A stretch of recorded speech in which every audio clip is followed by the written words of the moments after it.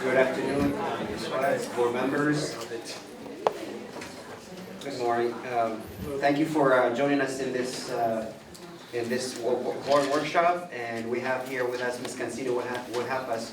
She's been doing some work with numbers, trying to figure out preliminary numbers, I guess, budget for next year. And we all know our number one priority is to fund raises and make sure we give a decent raise, a good raise to our staff and our staff and our teachers. So she's been working. I know she's gonna tell you it's still preliminary, but there's a lot of good information that she would like to share with us. So, Ms. Cancino. Thank you. Good evening, ladies and gentlemen, board members. We're gonna go over some of the options, and the focus of this budget workshop will be on two things: on the House bill changes for the House Bill 3 that was just passed, and on some possible compensation scenarios.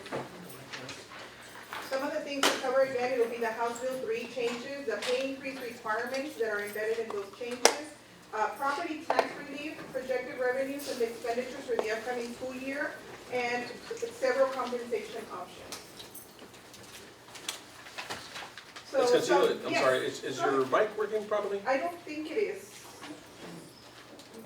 Oh, there it goes. There. There. Thank you. The basic allotment, and I'm not going to go into much detail into these, but these are the major changes as they pertain to school finance.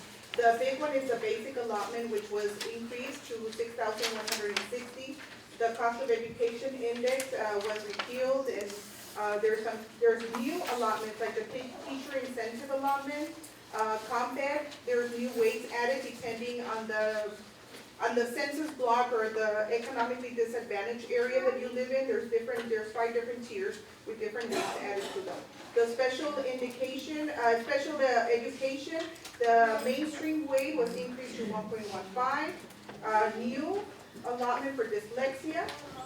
Career technology will now be eligible from grade 7 and up. It used to be just the high school. Bilingual education added additional weight for English language learners. Pre-K will now be funded at full day as opposed to half a day. The allotments, there's a percent that we have to spend directly on those programs. For example, the special ed or the COMPED that you have to spend 52%. They've all now been moved up to 55%. The GT allotment was repealed, as was the high school allotment as well. And some of the new ones, you see them there. And the big part of the House Bill 3 is the teacher pay. So just to clarify some of those things, because I know at the beginning when there was talk in the legislature about pay increases, it was said that it was a $5,000 pay that everybody was going to get. Well, it ended up being that what it is, or what was passed, was that of the difference between our old law, we have to calculate our state revenues on our old law, then we have to do it on our new law. The difference between the two, 30% of that difference has to be spent on raises. That's what it is. Of that 30%, 75% have to be spent on teachers, librarians, counselors, and nurses, with differentiating pay for classroom teachers of 5 more years of experience. The remaining 25% may be used as determined by the district for other pay raises. So there is no set amount, there is no 3,000, there is no 5,000. It is 30% of your gain from 1 year to the next, and that's what we have to give in raises. The other change, property tax relief. For maintenance and operation, we were taxing at $1.17, which is the maximum. That has now been lowered to $1.0684. And the interest and sinking, it is currently at about 9 cents. We will probably need to look at it in more detail in the next budget workshop, because I think it's something that needs to be addressed. It needs to be increased. I think this, to make it whole, that means that right now we haven't been collecting enough taxes on INS because our tax rate is low. We don't collect enough to make our our bond payments. So what it does is that the state keeps a certain template where you have credits that you can pull for what you're short. When you don't have enough, then you don't get fully funded from them, and we get about $3 million to make our bond payments. So it's very important that we maintain our local effort, so this is something that we do have to address this year, because we'll be short, we don't have enough to cover what we're short with the state. And then we may lose those, it's about a little over $3 million. So it's something that we'll look at the next board meeting. I just wanted to bring it up on some of the changes. However, you know, since the $1.17 is going down, we're going down 11 cents, this would be the year where where we need to adjust that, and the people won't feel an impact because they're used to paying a certain rate. Feel free to stop me at any point. For projected revenue, so this is how I calculated that 30%. We use the old law, and you see it here on the first column or the second column. It has how much we will receive in state aid. Using the old law, it's $113 million. With the House Bill 3, it'll be $124.4 million. Then you see our M&O tax collections. With the old law, that's at $1.17, we would have collected $16.7 million. With the new law, we are at $15.9 million. So that's the decrease because we lowered the tax rate to $1.06. Combined, you have the total there, almost $130 million to now $140.4 million. We are using total refined ADA of, last year we had 13,303, we now have 13,193. So the gain for ADA is 886. Total refined ADA that we are using, it's 13,193. We are still projecting a decrease from this past year. The total gain is almost $11.7 million. So that's where that number is the one that I'm gonna use to calculate what I need to give in raises. So of those $11.7 million, I am required to give the 30%, which is the $3.5 million. That's the minimum that we have to give to satisfy this requirement.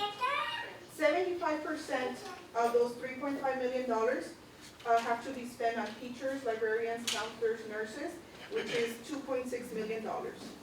The other 25% is for other full-time personnel, and that is $876,000.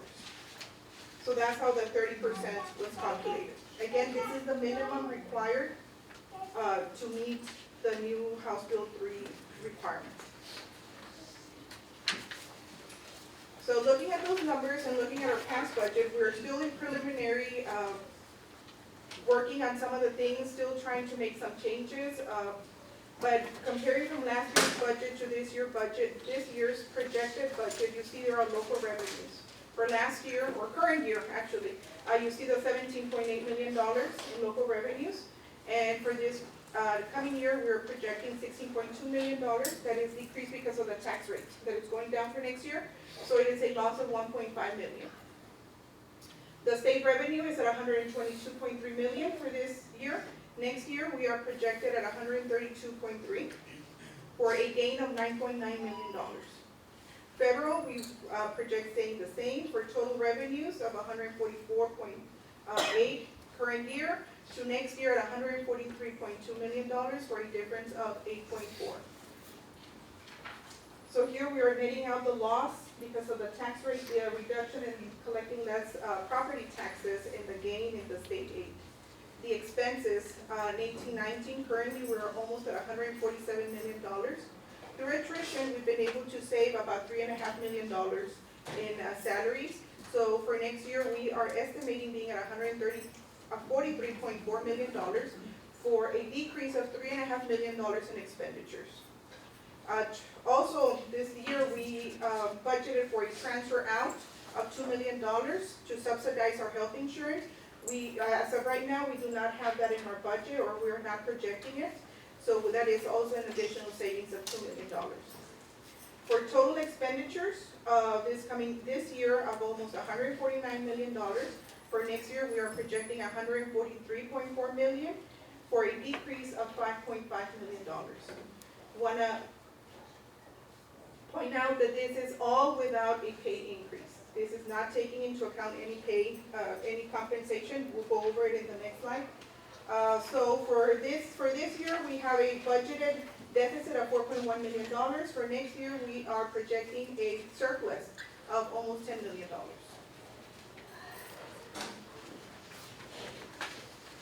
I'm gonna go over 3 different compensation options. Some of the things that are included here are that all of them include the implementation of a new pay system as presented by TASB in a previous board meeting. The new pay system will make starting pay more competitive, and you know, all that good stuff they went over will be about 90% of the market. So all that is taken into account on all the compensation proposals. The first option has teachers and nurses with a general pay increase of 0 to 5 years at $2,750 and 6 years or more at $3,000. Our starting pay will move from $46,250 to $49,050 for a cost of $3.9 million. Our administrative professionals will be at 3% increase on the pay range minimum.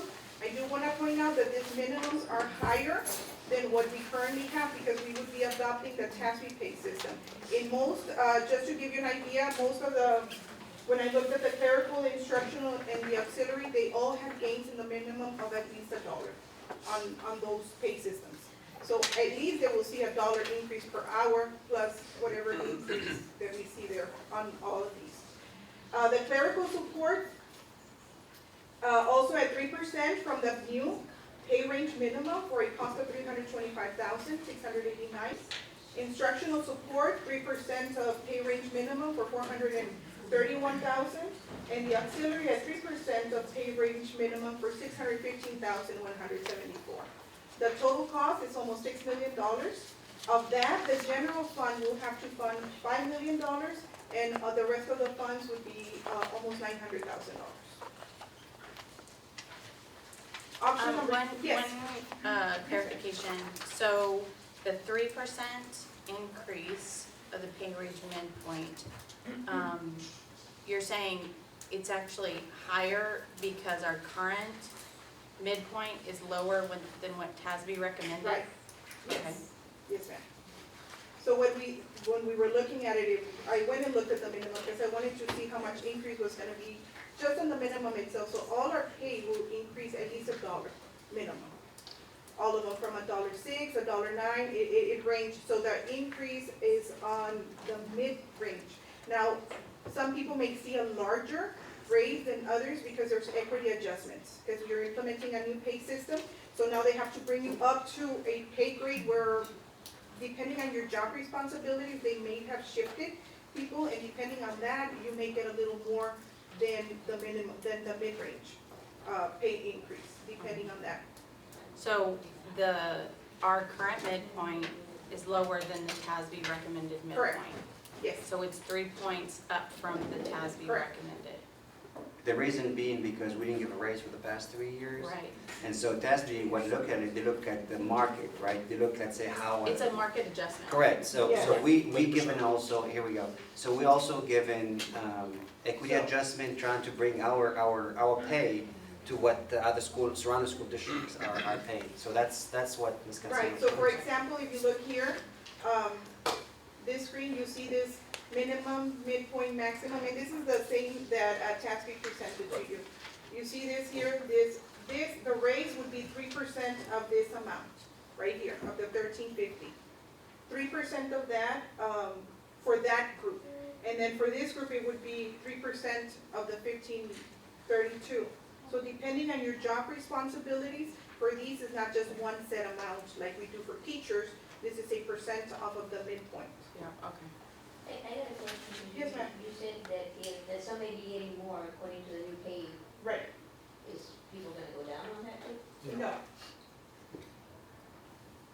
No salary will be decreased. Everybody's going up. Yes. So people that are making more than they should are still gonna be making more than they should? They probably will receive no pay increase, but we will not lower their pay. So the equity adjustments that y'all made, where can we obtain that? It's still not, Oh, so not finalized No. yet? we're still working on that. We're still actually tweaking some of the things, making sure that everybody's in the right category, so we're not done with that part. However, it was presented at a board meeting, previously by Tassie. I just, Yes. Option number 2 has the same starting salary at $49,050. It has the same general pay increase for teachers for 0 to 5 years at $2,750 and 6+ years for $3,000. That is an increase of 5.1% for a total cost of $3.9 million. Then you have administrative professionals at 3% for $661,000. Clerical at 5% for $403,000. Instructional support at 5% for $512,000. And auxiliary at 5% for $784,000, for a total cost of almost $6.3 million, of which the general fund would have to pay $5.3 million, and other funds will be $939,000. So the difference between these two is that these were all 3%, and here we have the clerical, instructional, and auxiliary at 5%, and we left the administrative at 3%. A third option is bringing the starting salary to $50,000, having a general pay increase for teachers of 7.5%, for a general pay increase of $4,000 with adjustments on 6 and plus years. That would be a cost of $5.1 million. Administrative professionals would stay at 3% of the pay range midpoint at $661,000. Clerical support would be at 5% of the pay range midpoint at $400,000. Instructional support, 5% of pay range midpoint at $512,000. And auxiliary at 5% of the new pay range midpoint for a cost of $784,000, for a total cost of almost $7.5 million, of which the general fund would be funding $6.4 million. And other funds would be at $1.1 million. Now, these are all preliminary numbers that we're looking at. We believe that all scenarios are possible depending on the direction the district wants to take. These do not include increases in fringe benefits. So if you see that big $9 million and we only have 7, well, we still need to leave money for fringes and for other things, and other needs that the district has. So at this time, if anybody has any questions, yes, ma'am. So in option 3, your teachers that have 0 to 5 years of experience get nothing? Get $4,000. And then adjustments would be on the 6+ years would be $4,000 plus adjustments. What is adjustments, like it's a percent? It depends, their equity adjustments, they would be at a minimum of $200. Yeah. Plus the Plus the 4,000. Oh, plus Yeah, the so- 4,000. Plus the 4,000, so let me put this. Some of our teachers will see increase of close to $5,000 depending on where they stand as far as the ranking, as far as the years of experience. Because we have to go equity adjustment, we want to bring everybody to some kind of equity, right? So we may see, some of our teachers, it's not everyone, depending where they stand, they may see up to $5,000. And this is not, I'm sorry, is this not gonna affect our stipends, like for our masters and that stuff like that, that's separate? No. No, Right. this is I just don't This is wanna just- get an this is increase just in on the base end, pay. and then you get Yeah. it somewhere. And then, the other question is in regards to insurance. Correct. Because HBIll 3 can actually, you all, according to the bill, you all don't have to use all of this money for compensation. It Correct. can be a compensation package, so a portion of the funds can be put towards insurance. Now, I know for the past several years, and you just brought it up, that we are not currently budgeted to bring out of the general fund, if I remember correctly, the $2 million Correct. that we're gonna be short in the insurance fund. Right. So, are we just gonna get a raise just to cover our insurance increase? Because that doesn't do anything for any of us. Well, there's limited funds, and we're trying to do the best we can with what we have.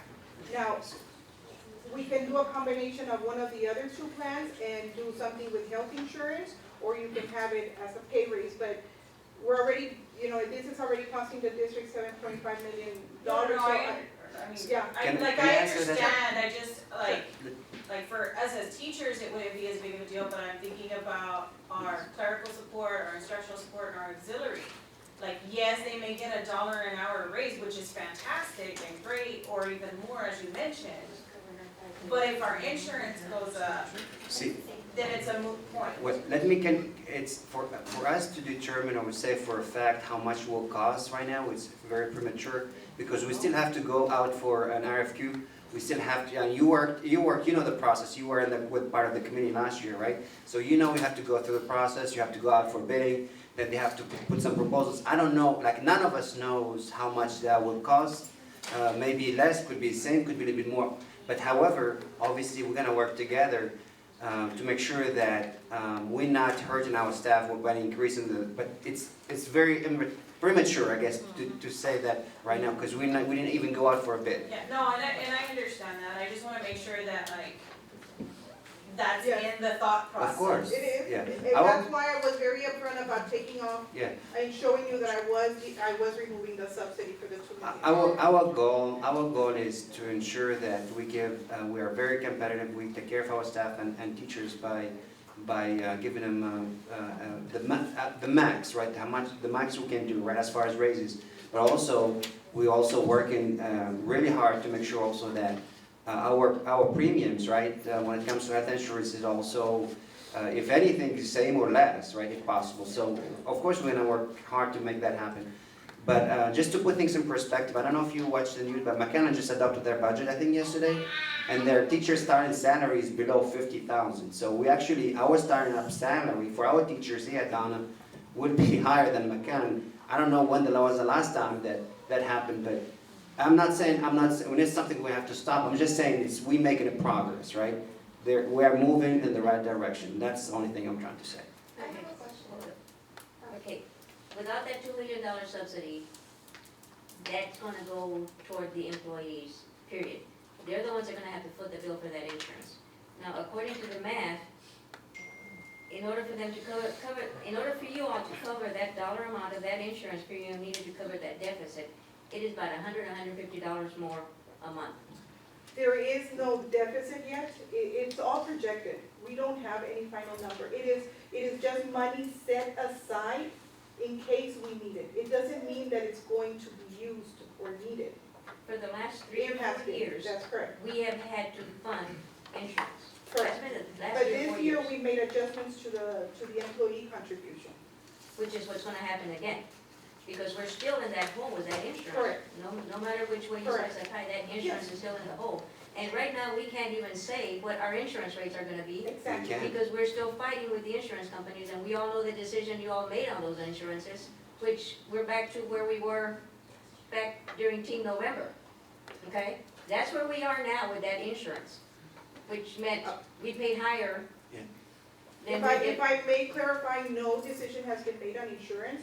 We still don't even have an RFP out. Well, I'm not talking about insurance, I'm talking about We the are in people that was the, picked. we are in the process of putting out an RFP.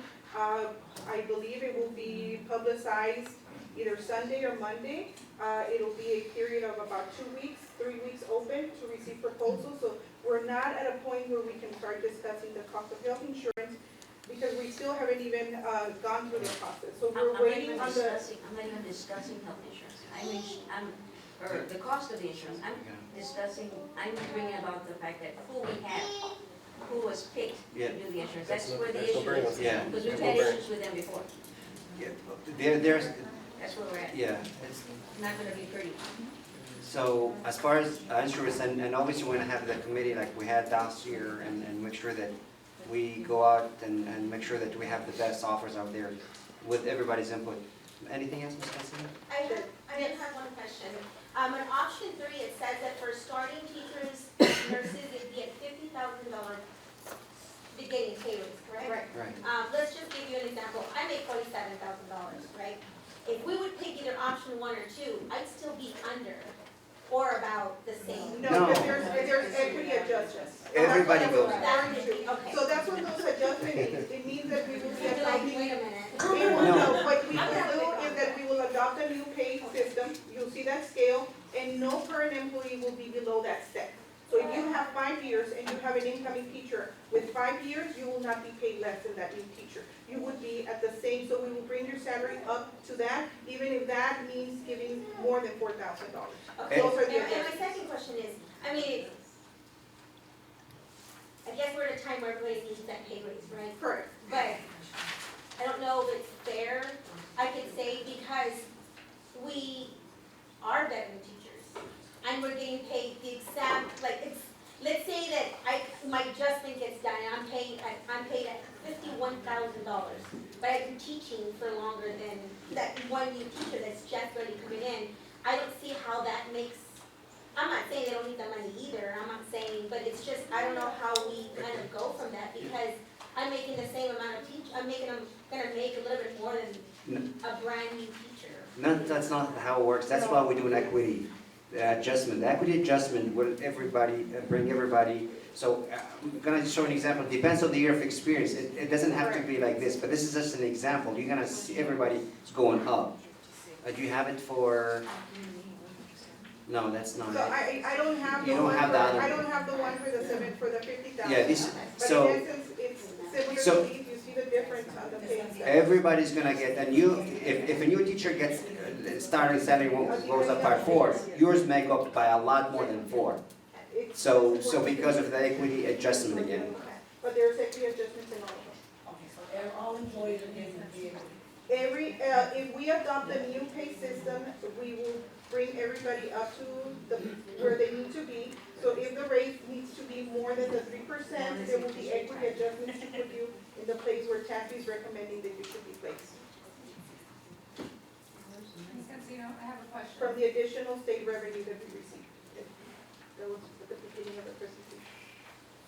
Yes. Okay, so I know you said you were still fine tuning some of the pay grades, Yes. I guess, for the new breakdown, but is it possible for you, I know I noticed you kind of pulled up some of the, I guess, some of the projected new figures maybe for pay grades, is that what you had up there at one point? Is there any way we could see some of those kind of just? Well, these are not because I know there's different employees of different positions in the crowd, so it might just kind of give them a better idea. Yeah.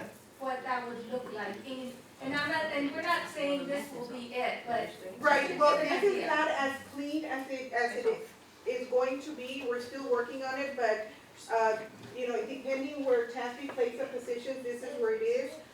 No employee will be decreased in pay. It is a new pay system, so if you were a different pay in another one, doesn't mean that you're lower here. It means that the numbers were shifted to make it more uniform to what other school districts do. So that's what we're doing. This will be, it's available. If you want to go to either HR or my office to look at, it's not a problem. Okay, I just wanted to share it with the group. Yeah. That's what I thought. Ms. Consino, can you Yes. zoom in on that salary, just even though it's not, you're still gonna clean it up, but that way they can just have an idea? On which one? Which page is that one on? That one that you have, just make it bigger. Page 43 on the compensation plan? Just zoom in, and that way they can have an idea. I mean, those are not the correct figures, but just so they'll have a general idea of what something would look like.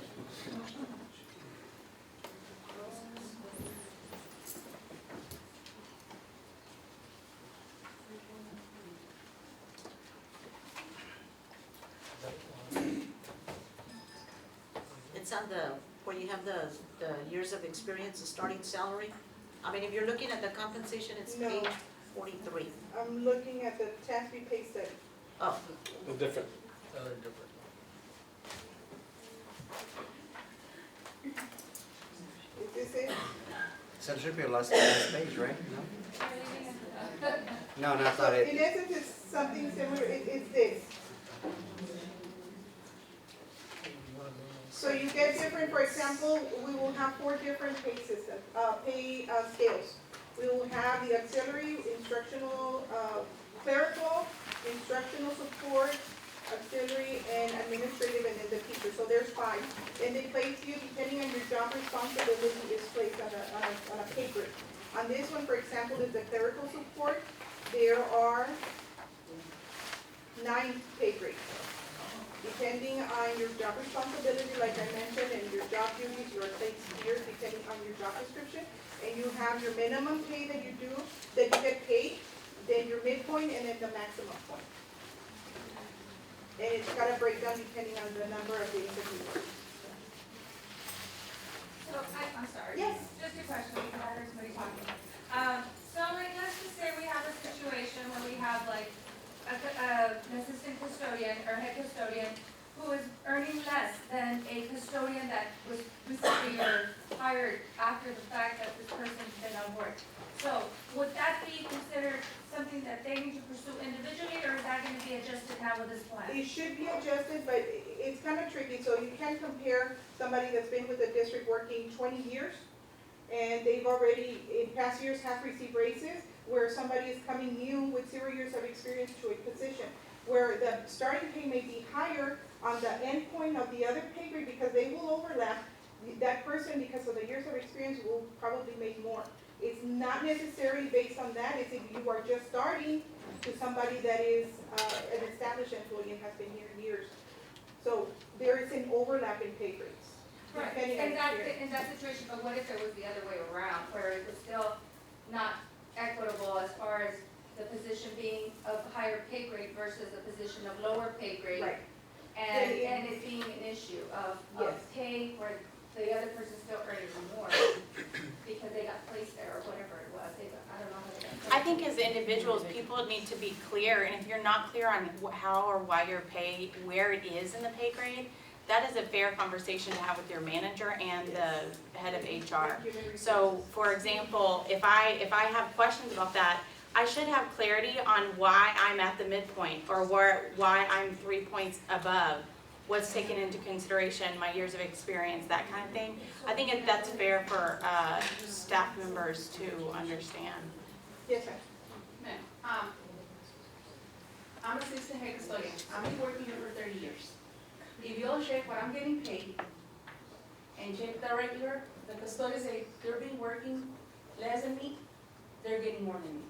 And I've been here for 30 years and look my pay, what I'm getting paid. I hope y'all check on that. Understand what I'm saying. Ma'am, like she said, you know, go I've to been HR, already- have you gone over to I've been to human HR. resources? I've been talking to HR, I've been talking to people, directing there, they haven't do anything. That's why I'm here right now. So the equity is supposed to look, because when we do they run the equity check, we run it for every single person, the 2,000 and almost 400 staff members here. So that's the goal, is to bring some equity. So if, let's say, after we do that, you still feel like it's not fair, it's not equitable, then you let us know, and that's how we can go back and case by case look at it. But we would be doing, believe it or not, we'll be doing one by one and checking on everybody to bring some equity. I mean, is that gonna be perfect? I'm not gonna tell you it's gonna be 100% perfect, but we're gonna do as much as I can to be perfect. And if we miss something, you just need to let us know, and then we'll come back and So adjust. we just line them up at HR, right? Well, hopefully, we don't have much. Hopefully, no, I cannot talk about the past. I'm talking about the future, and I hope you all understand that this is what we're trying to do. I cannot talk about what happened last year, 2 years ago, 10 years ago. We can talk about moving forward. That's that tempo we're trying to do, is to bring some equity here. That's what we're trying to do. How much has to go towards this? But just, like say, we have a secretary being here 30 years, Uh-huh, making 37. uh-huh. We have a secretary, same job, been here 10 years, making 34. Thank you. How do you do it? Again, if the person is already, like in other words, if the person is already, we're not gonna give that person a raise, or their raise may be minimum, because what DASB does is, and that's when they help us, that's when they come handy, is to help us do that and figure out how we can bring, that's why it's called equity, because you're trying to bring people up to par when it comes based on their experience and also that job. Again, is that gonna be perfect? I hope we will make it perfect, but I know it's gonna be a lot better than we have right now. I can guarantee you that. It's gonna be a lot better once we bring that equity there. Ms. Cancino, one question, we talked about this a little bit last time. Between option 2 and 3, that starting salary for teachers, where does that place us in our kind of list of competitiveness of that teacher pay scale? That would have placed us at, I believe, second Second, so for which option, 2 or 3? or 3. That's Okay. right Out now. of the school districts in the valley in Region 1? In the region, in the valley. Ms. Casino, but is that taking into Or our account- market, let me clarify that on our market. Okay, is that taking into account the current raises that are taking place? No, ma'am. No. So that's from the previous, whatever data was Yes. set? Yeah. Okay. But as I said, I mean, a school district, they receive the amount of money different, I guess, from one district to another. Everyone is looking like we do, pretty much, and looking how much can they afford or not. Now, there are some school districts who have what's called a July 1st budget. They have to adopt the budget early. So those already, they have to adopt it, and they have to go with it. So that's what McAllen did. That's why they had to adopt their budget with the raise that, I think they give $2,500 or something around that number for their teachers. And that brought their starting salary to 49 and some change. So our starting salary with option 3 would bring us up to 50,000. So that we can say for a fact, we're better than McAllen for sure, but our salaries will be better than McAllen when it comes to. Here are the starting pays for the market that we have compared to. So right now, Yeah. we are at below Sheridan, so we would move up to third. With our increase, depending on what they do, we Yeah. don't know. But that McAllen example is an example of. Yeah. Now, not everybody's in the same situation. I'd like to point out that last year we had a budget deficit last year, so where the school districts did not, so we come in with less money than they already had, because we have to already make up for a deficit. We already did all this attrition. So we can't compare to every district out there because we're not all in the same financial position. And how, like option 2 and 3, how would that set us up for like year over year ability to give increases? You know what I'm saying? So that it's Yes. like, So it's not a becomes one-time a and- regular, right. A step increase. Yes. like, how does that position, like, do we foresee like, Being That able will- to. So that's a very good point. So the idea is to continue. So we have to, I mean, I know we've been working very hard, and I hope that we can see an increase in our enrollment, student enrollment, and therefore our idea, because we've been really working hard to do so. But let's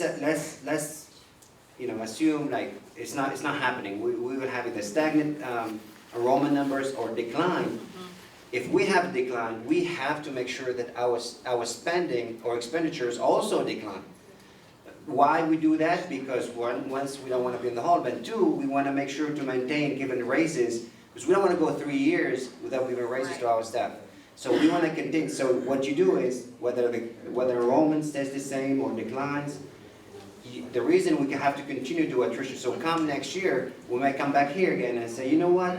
Now we save some more money, and we can afford maybe to give another raise to our staff and teacher, because we don't want to go for 3 years without giving a raise. So we can maintain it as long as we also continue doing attrition right, and doing it the right way. thank you. Ms. Cancino, Yes, ma'am. I have just one question. Sure. On the one for the teachers, nurses, counselors, and I believe it was librarians, are we gonna treat all those 4 categories identical, or are we going to maybe like the teachers more, and then, or how are we I treating? believe the equity adjustments are only for teachers. No, but what I'm saying, like for the increases, is it gonna be for all the 4 categories identical? Yes. It's not gonna be like the teachers more, and then The equity, the additional equity is for the teachers only. No, not just the general raise. Right, then everybody else will get the general pay increase. Okay, so in essence, really, most of the teachers will get Yes. one, okay, that's what I was trying to All figure out. teachers. All teachers, All teachers. All teachers, not most, all teachers. all our teachers. Oh, Now, I know we spoke about only salary increases. Did that take into account the stipends teachers get as part of the 30%? That we're talking about, just 75%, or it's just a salary It is base just cap? base pay. So, I just want to make sure we were clear on this, because when we went to the presentation, we talked about that. Exact numbers we just discussed, where 30%, and 75% of that was going to be used within that number. Not to confuse anyone, okay, this is just us going to a presentation we've had recently, last week, to be exact. What On that. presentation? This is back in, when we went to our TASB workshops, Oh, but you didn't go. at the island? No, up in San Antonio. Oh. And so we talked about that piece, where 30% of that, 79% was gonna be for teachers. The 25% were gonna be for other staff members. Based on those numbers, the legal team mentioned that the compensation package, and this is something I think you alluded to earlier, Right. would include some funding that will cover that cost, okay? So I just wanna make sure that we don't mix apples and oranges, because there is some legal requirements that meets our goal of 75%. Does not go into, we can use it, like you mentioned before, for our insurance processes, if we need to. But that's also incumbent upon us. Preliminary numbers only tells us where we're at. Does not mean this is gonna be the end state for us as a whole. We've still got work to do as a board, and obviously the CFO does. But giving the data that was already shared by the legal team at TASB, I think gives us a good number to work with, which you've already received tonight. And I think gives us a start of where we can go from there. But we'll take into account, obviously, everything that you guys have mentioned, because it is important for us to share our vision and our future with you guys as we move on with our district and to be the district. We've got to remain competitive regardless. And I think we know that for a fact. But again, don't confuse base dollars with a compensation package as a whole. One is a base dollar amount, and the other one's gonna be a compensation package as a whole. Yeah, for this is everyone. one part of that. Yes, Right. okay, This is just addressing a pay increase on your base salary. right. The compensation plan will be looked at later on. Any more questions? Ms. Machino, Yes, one sir. question, on auxiliary, Yes, can you give me just, I guess when we come to the next meeting, just a study on raising it up to 7%? yes, sir. What would it cost them there? Yes, sir. Ms. Cancino, I got a question. You mentioned that equity adjustments were just for teachers? No, the equity adjustment is on all paid, all paid levels. For the different scales. It was the recommended CAFE, right? Correct. So that's for everybody, like all positions, Right. not just teachers, because I kind of been a mixed No. message. No, we have, these major groups have their own pay scales. You have your teachers, nurses, and you have administrative professionals, clerical, instructional, and auxiliary. So these are all different pay ranges. And there's pay grades within those, up to 9 levels, depending on the guide that we're looking at. So all of them have equity built into them. But not all the employees are requiring equity No, adjustments. not everybody will be required Only equity. those that are Correct. requiring the equity Yes, adjustments. ma'am. Yes. So what about your teachers that are maxed out?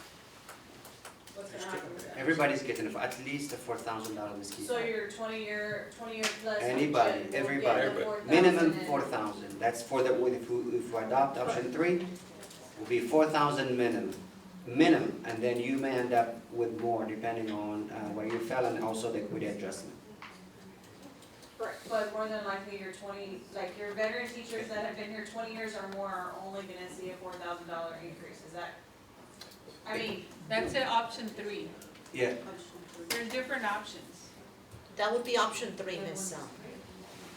everybody, I don't, we don't have that, but at minimum, it's $4,000 for sure. And it could be more. in option 3. Yeah, option In option 3. Option 3.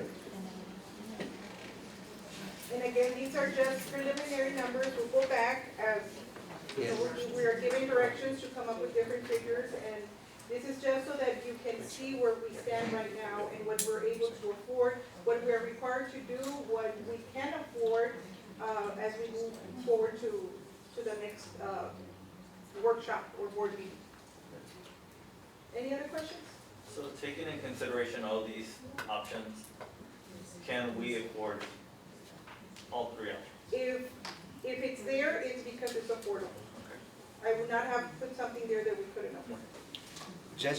We also have to keep in mind though, there are a couple of things that there are like some needs, and I know some of you mentioned, I know Ms. Keith mentioned it a couple of times, she said it to me.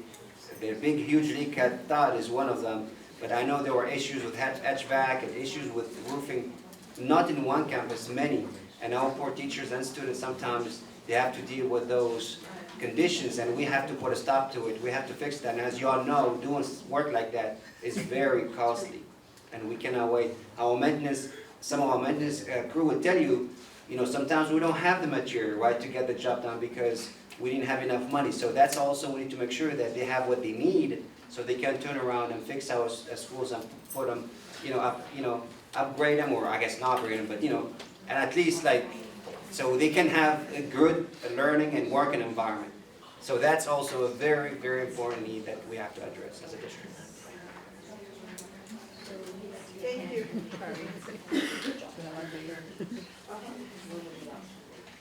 We are not maxing out our increase in state aid. We still have a few million left over, about 3 million, and then we still have a very healthy fund balance. So I feel comfortable with any of the three scenarios. Say something really bad. The flood rate, right? I'm sure some of the schools are leaking. That's a given. One of them really roof falls down. We have property. Ms. any questions? Thank you, Ms. Cantino. You're welcome. Thank you. Very good, ma'am, good job. Thank you. Thank you. Appreciate it. Okay, the time is 6:47. I'll call this meeting to order. Please stand for the pledge of allegiance. I pledge allegiance to the flag of the United States of America and to the republic for which it stands, one nation, under God, indivisible, with liberty and justice for all. Please remain standing for a moment of silence.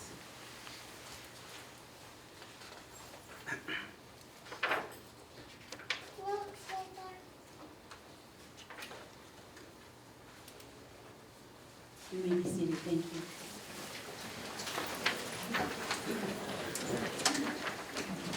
Next on the agenda, we have the consent agenda. Is there any questions or clarification, board members, or any of these items that we have before us?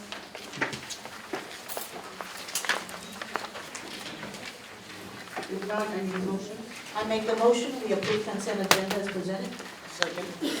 Motion made by Dr. Valdez, second by Mr. De Los Rios. Favor. Dr. Rios, in favor? In favor? Favor? Also, motion passes. Okay, the time is 6:48, we're going to executive session as authorized by the Texas Government Code Section 551.071, .072, .073, .074, .075, .076, .082, .083, .084. We're going to executive session, thank you. Let's make this happen.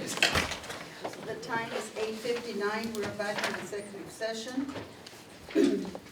A, discussion and possible action to approve superintendent's recommendation of personnel, approval of recommendation for professionals, paraprofessionals, and auxiliary personnel, no action. B, discussion and possible action to approve rescinding timeline for board self-evaluation and superintendent evaluation for 2019. Make a motion that we deny rescinding. I think it's helpful if we have a discussion before we vote. Go ahead. So you're making the motion? No, I To- just to offered discuss. something, yeah. Well, we have to discuss, before we vote. So, Dr. Valdez, Mr. Perez, y'all brought this back to the board. Can you just share more why you brought this item back for discussion? Yes, I certainly did. I felt that because we hold our students to high standards, high accountability, high expectations, we do the same thing for our teachers. We do the same thing for our principals. We do the same thing for our superintendent. So I think we need to hold ourselves to the same standards and same accountability.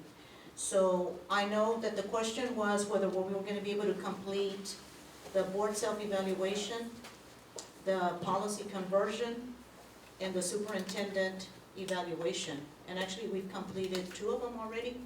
So I saw no reason in delaying the superintendent evaluation from August to July.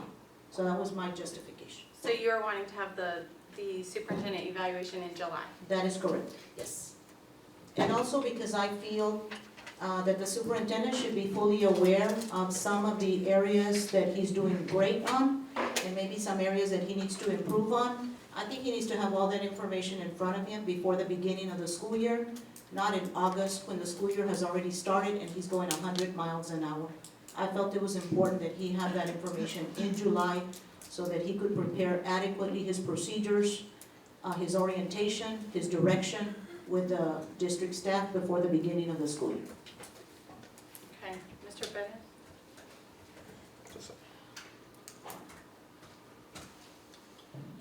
Mine's very simple. I thought we have discussed originally that, you know, for us to evaluate the superintendent was based on performance, current performance, and not just data. Data, I thought would be done at a later date.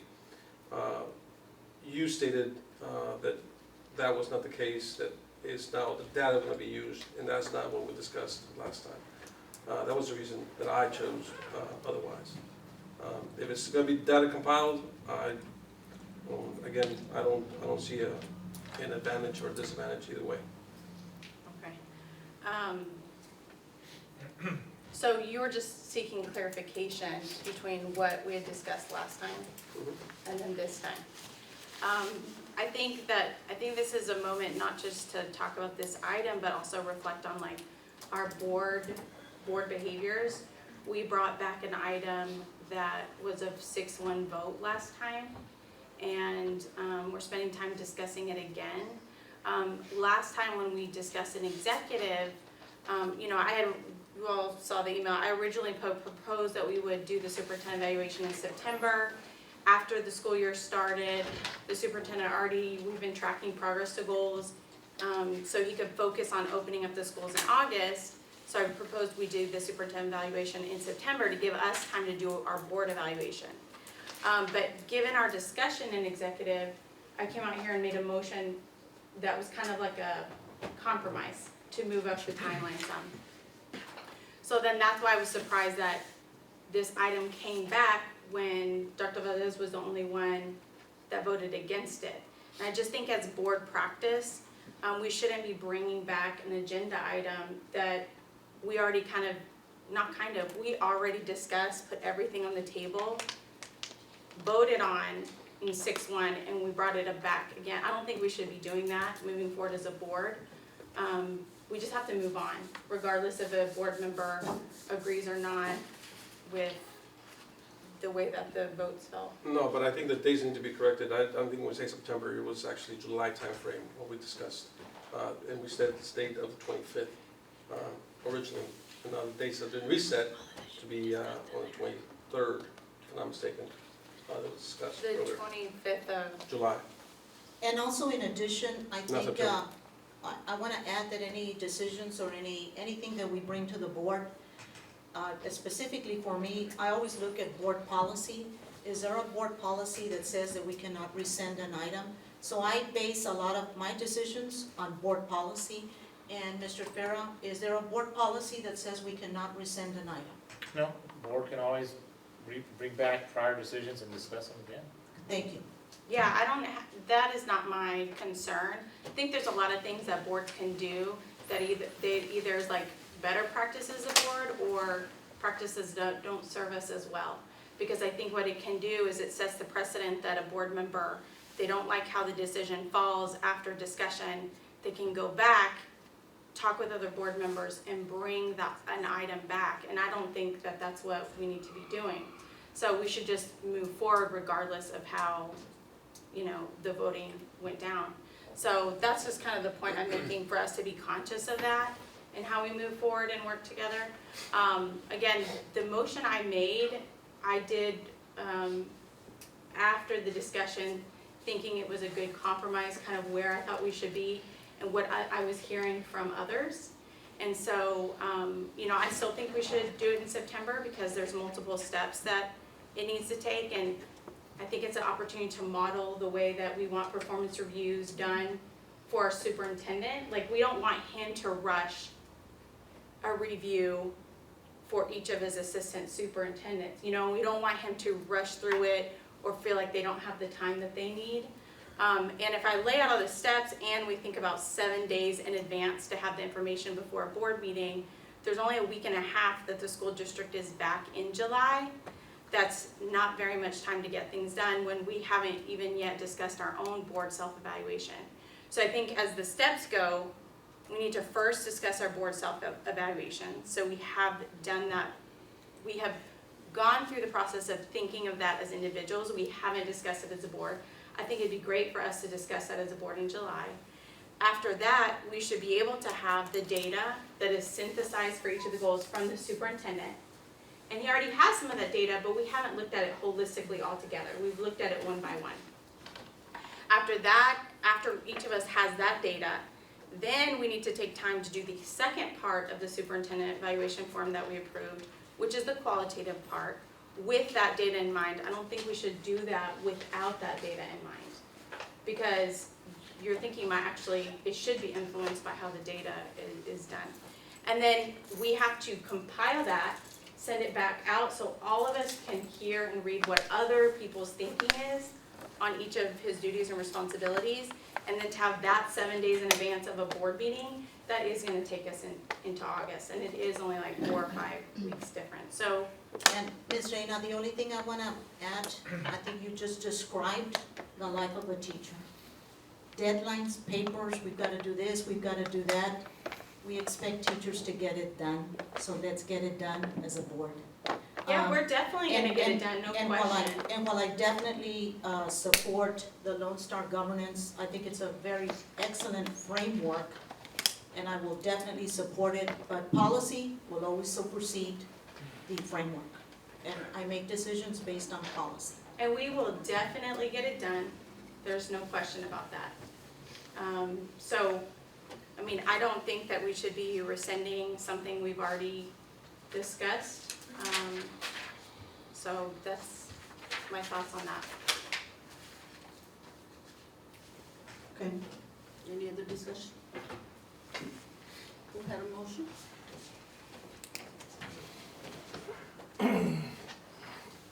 Mr. Guerrero, did you have a motion? Yes, I had a motion that we vote against rescinding the timeline that we had already set at the previous board meeting. I second it.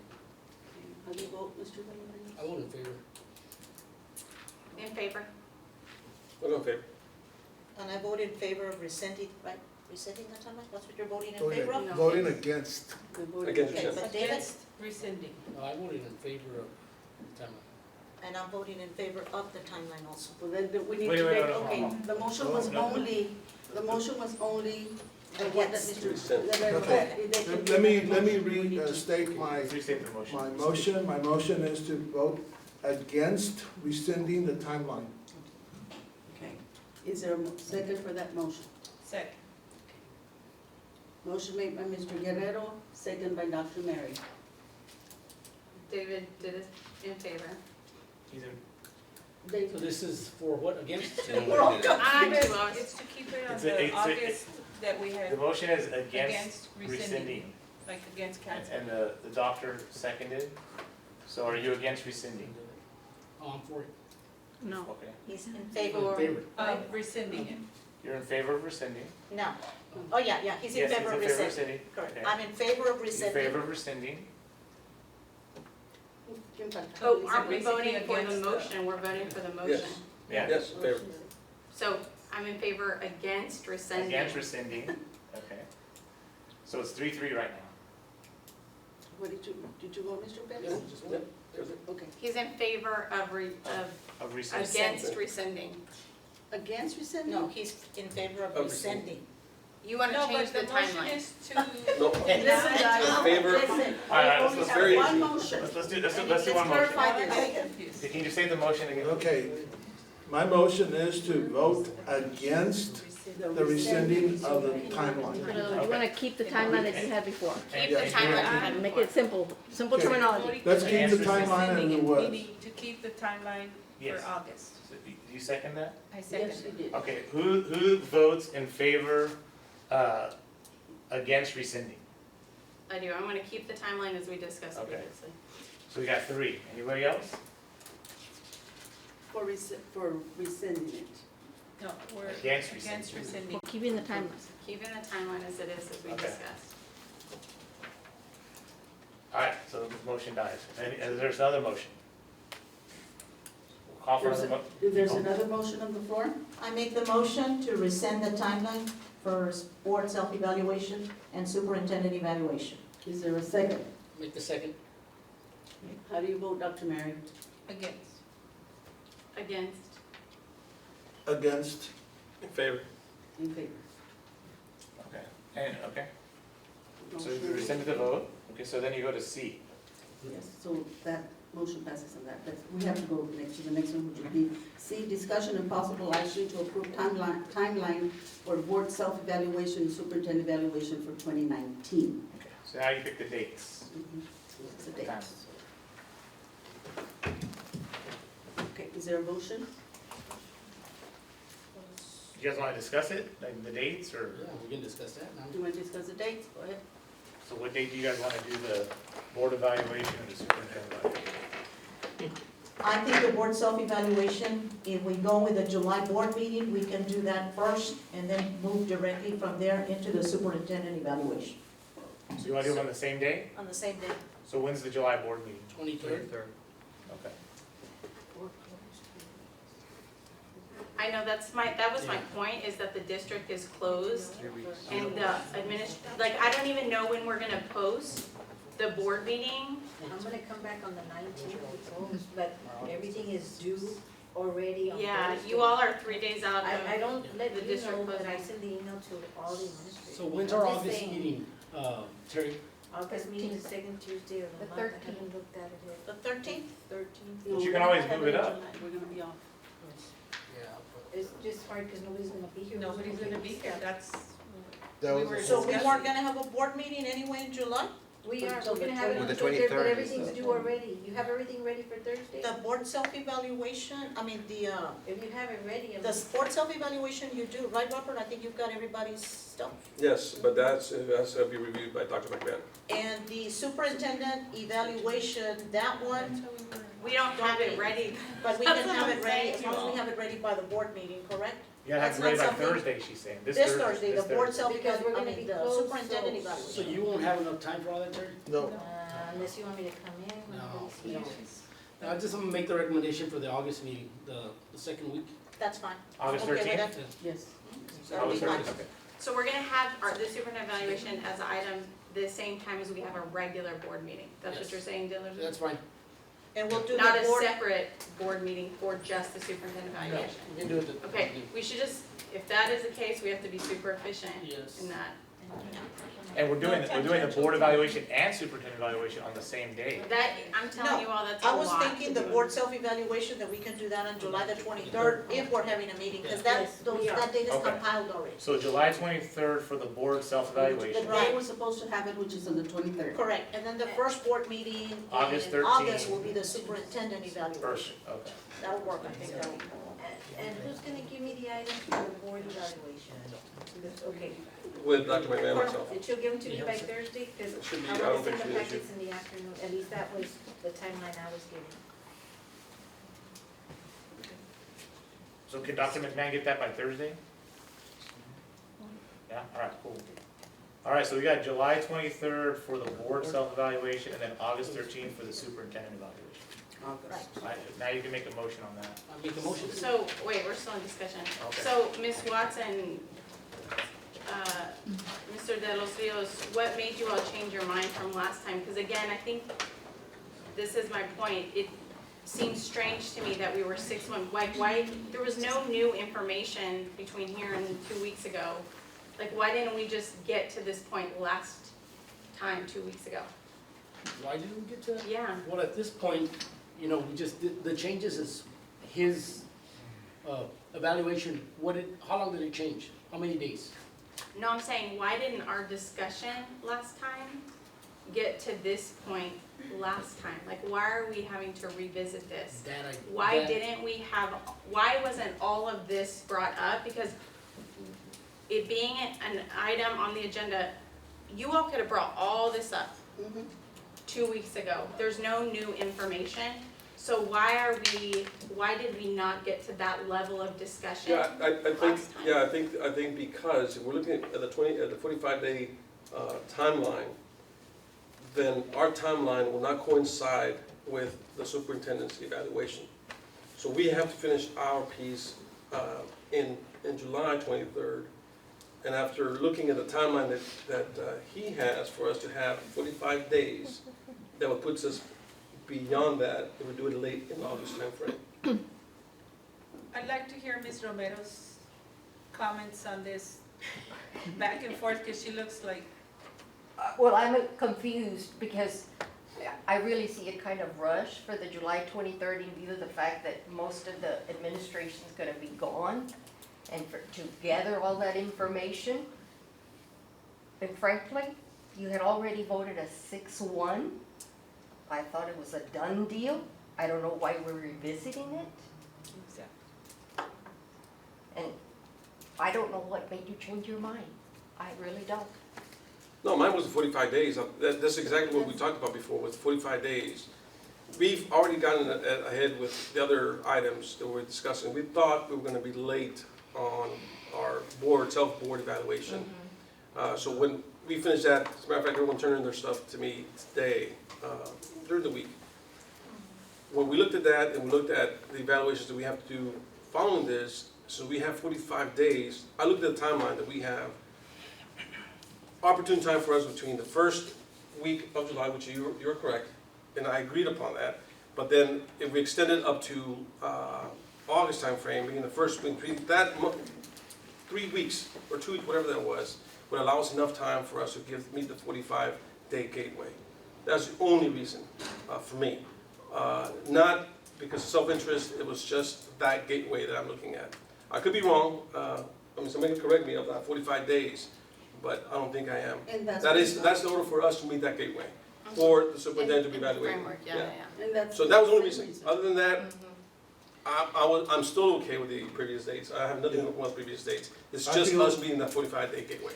I feel like we're rushing this thing.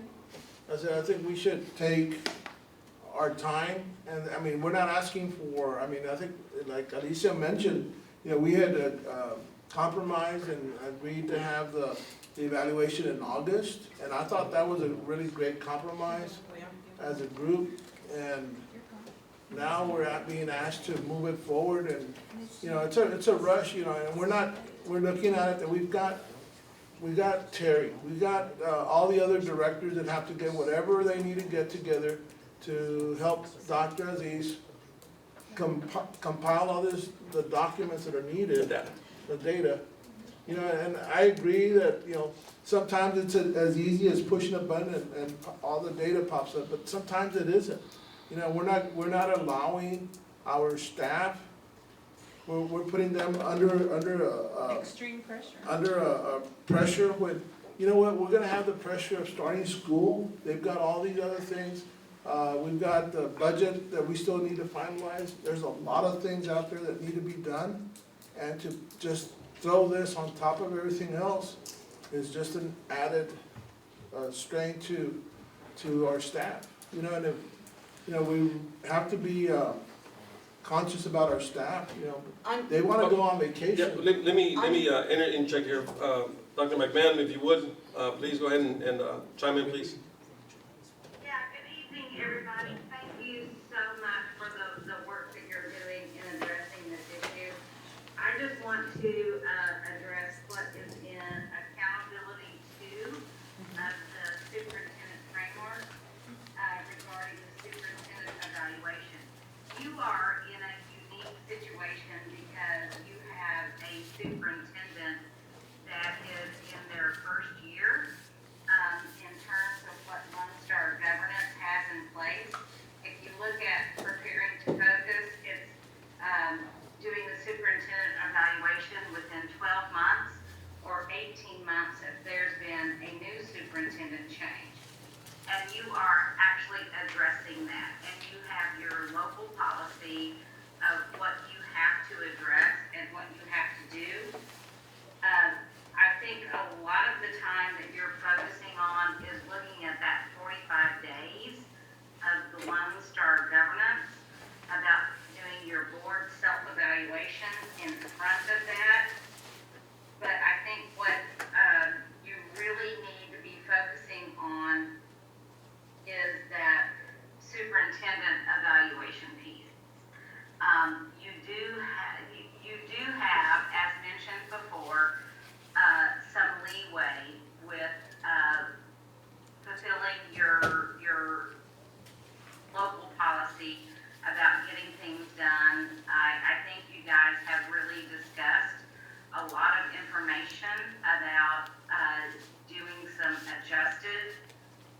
superintendent evaluation based upon data that's coming into place, and then doing a formative versus a summative.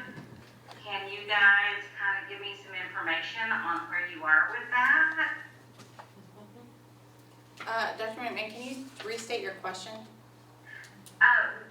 We've had conversations with the superintendent evaluation, and I am not here at any means to tell you what you guys need to do, but y'all talked about doing a formative in the fall versus a summative in January. Correct. Based upon getting data and information into place.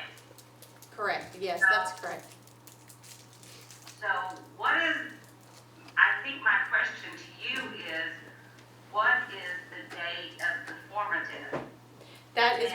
That's what we're discussing right now, because the previous conversation was, and the motion was to have the superintendent evaluation at the end of August, based on our previous conversation. Then to have the next quarter coming up, we do the board self-evaluation in December, and then the superintendent summative evaluation in January. That was the motion that was made that folks voted on. So basically, we are looking at the superintendent formative evaluation for August the 13th. Dr. If McMahon. it's during, if it's scheduled during the regular board meeting, that's when our board meeting is. Well, my only advice to you is whenever you decide what that date is, that within 45 days before that, you do your own board evaluation. Which would still be fine, because we're planning on doing the board self-evaluation July at the end of July when we get back. July 23rd? We'd still be in the window. As long as you're in that, I'm cool. Okay. Thank you. Thank you. Is there any other questions for me? No, thank you. I think it clarifies it for us. Thank you. No, thank you.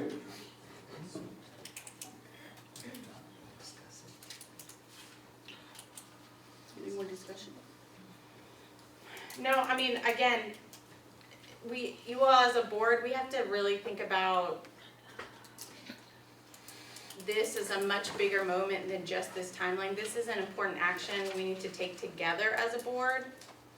And again, the way that the votes fall out is that we had 6-1.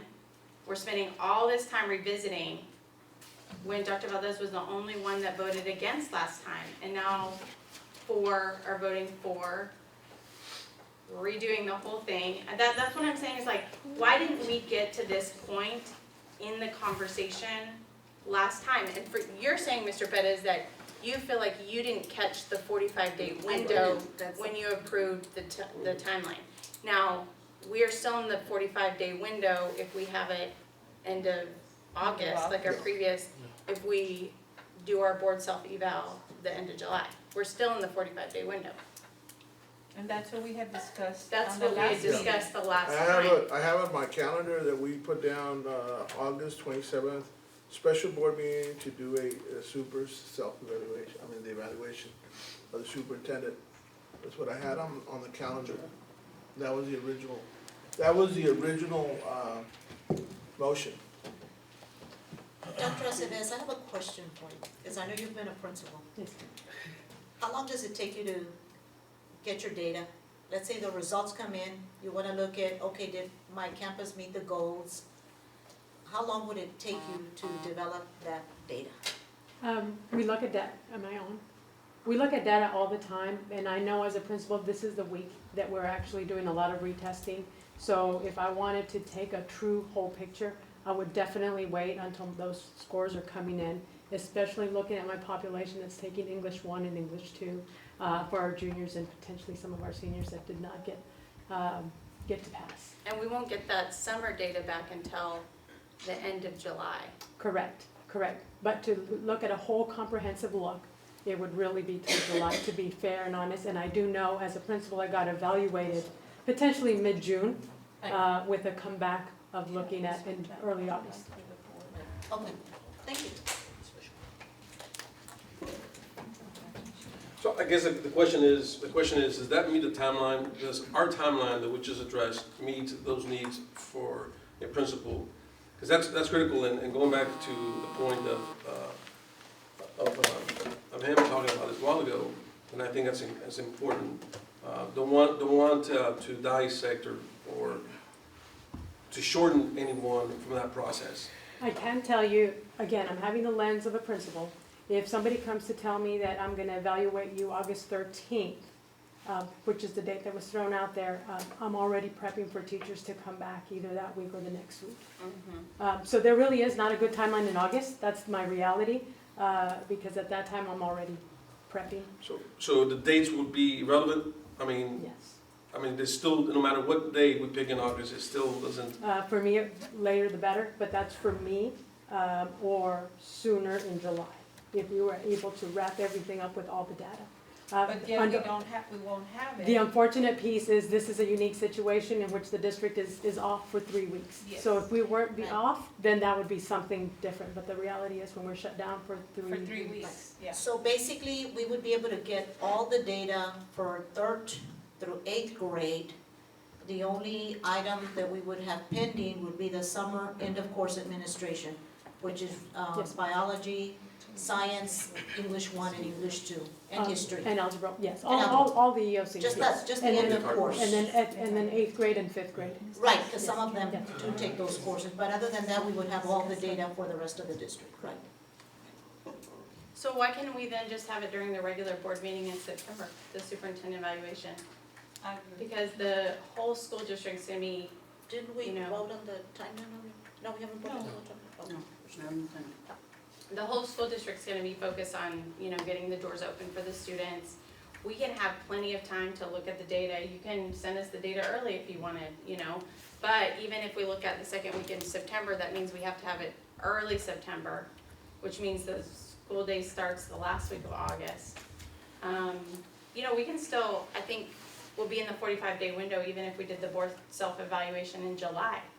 I think we'd still be okay with, if we, September board meeting, regular board meeting. And this is good because now we changed the timeline that originally we had, so this is a good discussion. I think we went from July, original timeframe that you just discussed, and now we went to August timeline, which was on the 27th, 26th, 27th. Now we're going to September, and just mentioning the conversation we just had, I think it was wise that we brought this up. I think I'll move that we choose the new date in September timeframe for the board meeting, so that we don't put pressure on any of our teachers or principals, and obviously the superintendent or ourselves.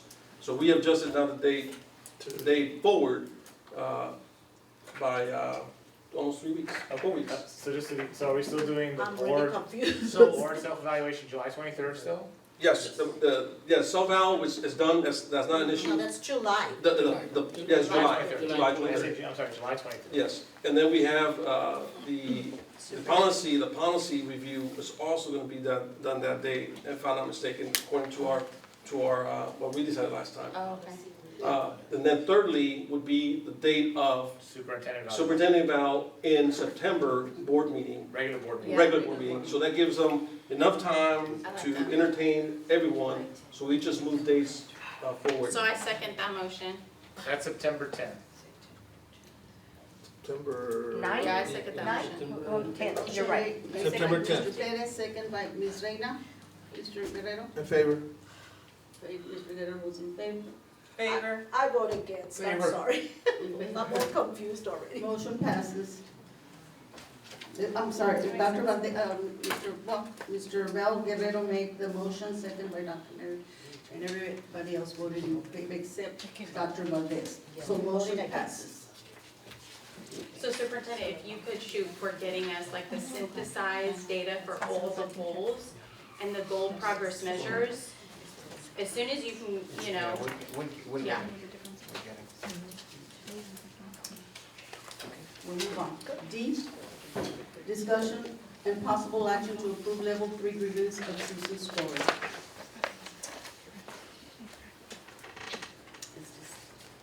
Is there going to be a discussion of this. Any questions? Any questions? I move we deny the remedy. I second that. Motion to deny made by Ms. Reyna, second by Dr. Mary. How do you vote, Mr. Guerrero? Favor. Mr. Favor. Favor? Favor. Also We're voting voting in favor of what? Denying the remedy. Of denying, I vote against. Oh, okay, to this, yes, reporting it, Ms. Dr. Valdez votes against, and I also vote against. Motion passes. Next, the E, discussion and possible action to approve settlement proposal regarding docket number 093/LH-5-2019, Donna SD versus Chapa. I move we take no action. Second. Favor. Motion made by Ms. Reyna, second by Mr. Guerrero. Mr. Perez? Favor. In favor? Dr. Favor. Favor. Mr. De Los Rios? I vote against. I vote against. And I also vote against. Motion passes. F, discussion and possible action to approve pending or complicated litigation, settlement matters, and/or matters where the professional duty under state board requires private consultation with the school attorney. No action. Need a motion to adjourn. Make the motion. to adjourn. Motion made by Mr. Second. Mr. Perez, second by Mr. Guerrero. Ms. Reyna? In favor? Favor? Favor. I also vote Favor. favor. Motion passes.